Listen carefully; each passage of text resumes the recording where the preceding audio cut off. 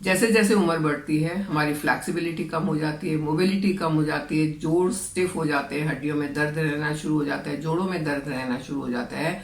और इसका रिजल्ट ये होता है कि हम और भी ज्यादा स्लो हो जाते हैं, क्योंकि जब चला फिरा ही नहीं जाएगा तो क्या करेंगे। जब जोड़ों में दर्द होगा तो हिलना, मूवमेंट बंद हो जाएगी और सिर्फ मोटापा बढ़ेगा और कुछ नहीं होगा।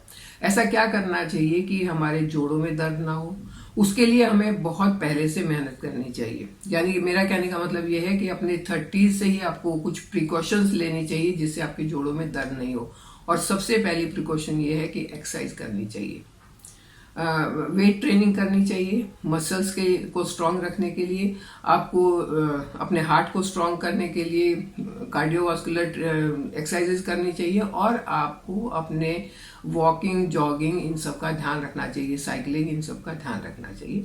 तभी आप अपनी हड्डियों को मजबूत रख सकते हैं। ऐसा नहीं होगा कि हम 40-50 तक तो कुछ भी नहीं करें और उसके बाद सोचे कि हमारी जो हड्डियां हैं वो फ्लैक्सिबल भी रहें, जोड़ों में भी दर्द नहीं हो और हम फिट भी रहें। तो ऐसा नहीं होता। खैर कोई बात नहीं, अगर नहीं कर पाए तो उसके लिए मैं आज कुछ एक रेमेडीज आपके साथ शेयर करूंगी। मैं आपके साथ शेयर करूंगी एक पत्ता जो आप दर्द वाले जॉइंट पर अगर बांध लेते हैं तो उससे आपको बहुत फायदा मिलेगा।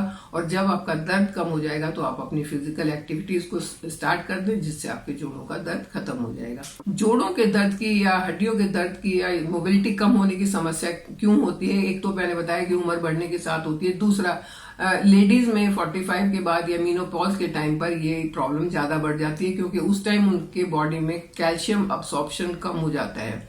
कैल्शियम सही से अपना काम नहीं करता है और हड्डियों का दर्द शुरू हो जाता है, जोड़ों का दर्द शुरू हो जाता है। जिन लोगों को थायराइड है उनका भी कैल्शियम सही से एब्सॉर्ब नहीं होता और उनको भी ये प्रॉब्लम होने की पूरे चांसेस होते हैं। इससे बोन डिजेनरेट होनी शुरू हो जाती हैं, जोड़ों में लुब्रिकेंट कम हो जाता है, जोड़ आपस में घिसने टकराने लगते हैं और दर्द का कारण बन जाते हैं। तो कौन सी प्रिकॉशंस लेनी चाहिए उसके बारे में मैंने बात की कि एक्सरसाइज तो कभी भी नहीं छोड़नी चाहिए आपको। दूसरा ये कि गट हेल्थ का पूरा ध्यान रखना चाहिए।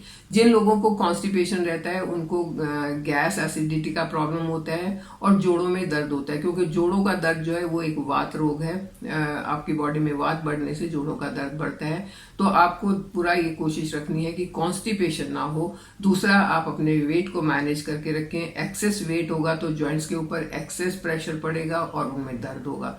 वेट मैनेज करना बहुत जरूरी है। उसके लिए मैं बहुत सारी रेमेडीज अपने चैनल पर बता चुकी हूँ। आप वहां से कोई भी अपना सकते हैं और अपने आप को, अपने वेट को मैनेज करके रख सकते हैं। अपने जॉइंट्स को सही रखने के लिए कभी कभी सप्लीमेंट्स की भी जरूरत पड़ सकती है, तो सप्लीमेंट ले लेने चाहिए, क्योंकि इसमें सारे मिनरल्स होते हैं जो आपकी बोन्स को सही रख सकते हैं। इसमें कुछ एक ऐसी हर्ब्स होती हैं जो पेन से आपको बचा सकती है, इन्फ्लेमेशन से बचा सकती हैं, जॉइंट्स की रेडनेस से बचा सकती हैं।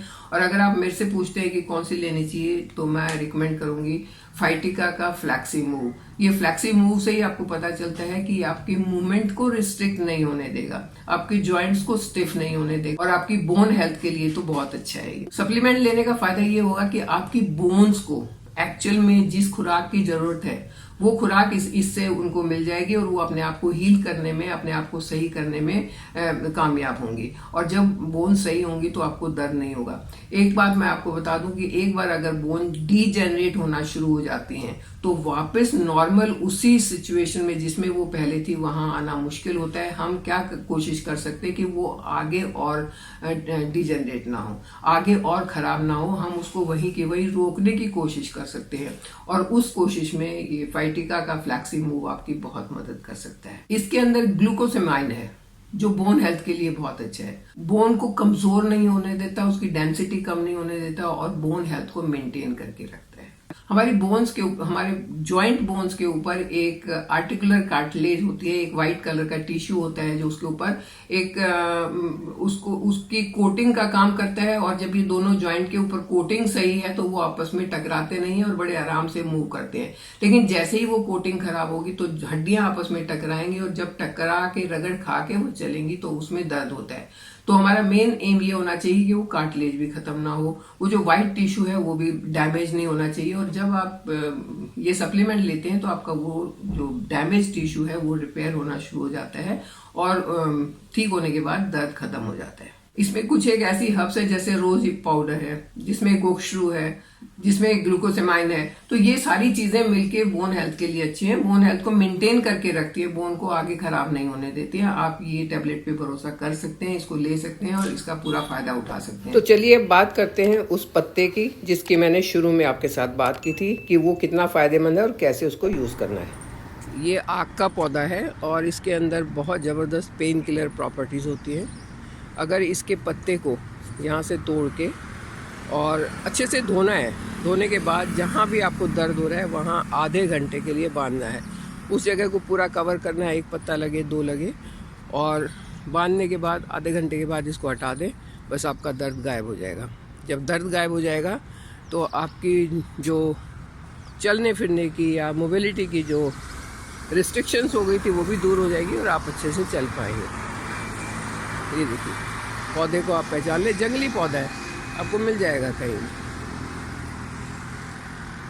जॉइंट पेन के लिए, लो बैक के लिए, नी पेन के लिए, साइटिका पेन के लिए, शोल्डर पेन के लिए मैंने बहुत सारे वीडियोस अपने चैनल पर अपलोड किए हुए हैं। आप एक्सरसाइजेज वहां से देख सकते हैं और उनको करके पूरा फायदा उठा सकते हैं।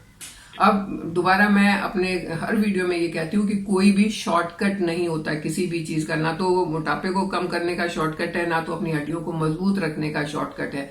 उसके लिए मेहनत करनी पड़ती है और कुछ एक प्रिकॉशंस भी लेनी पड़ती हैं। तो यहाँ आपने कौन सी प्रिकॉशंस लेनी है कि आपने अपने खाने पीने का ध्यान रखना है। ऐसी चीजें नहीं खानी जिससे आपका वात बढ़े, जैसे खट्टी चीजें नहीं खानी है, अचार पापड़ नहीं खाने हैं, जो मार्केट में मिलने वाले तीखे सॉसेस डाल के या मसाले डाल के खाना मिलता है वो नहीं खाना है। अगर आप इन चीजों का ध्यान रखेंगे, यानी कि अपने खाने पीने का ध्यान रखेंगे, तो आपकी बोन्स पर ज्यादा प्रेशर नहीं आएगा, बोन्स ज्यादा डिजेनरेट नहीं होंगी, बोन्स मजबूत रहेंगी।